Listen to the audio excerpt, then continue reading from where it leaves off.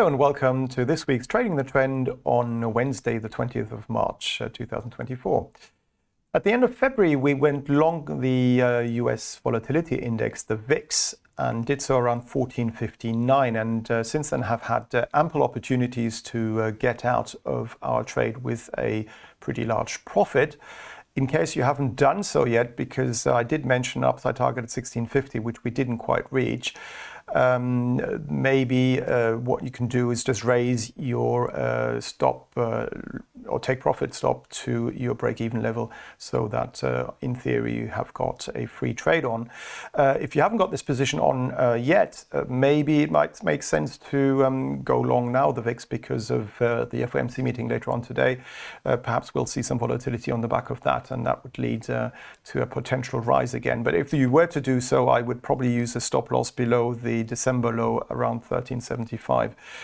But anyway, that trade is either cashed in, or you can cash it in with a profit now, or just raise your take profit level to break even. Then we also went short Chicago wheat at 552, and that was on the break of this downtrend, that major support giving way going back to September of last year. Here our stop loss is 595. That one I would still let run.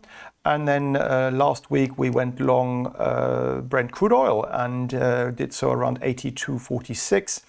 Here we can now move our take profit stop to above our entry level and thereby have a potentially free trade on, or we can just cash it in now with a nice profit around 85.83.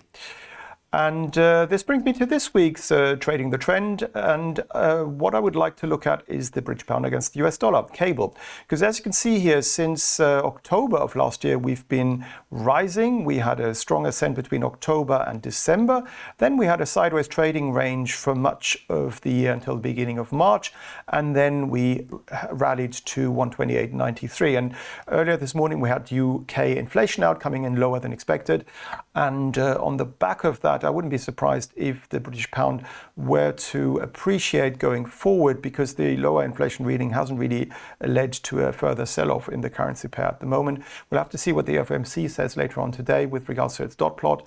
So that will have probably a pretty important impact on the US dollar. And what I would like to do, because I believe this trend will continue to go to the upside, I'd like to buy the British pound against the US dollar for these technical reasons, basically with a wide stop loss. So this week's Trading the Trend is to go long cable of the British pound against the US dollar at around 127 with a stop loss just below 125 and an upside target of around 130.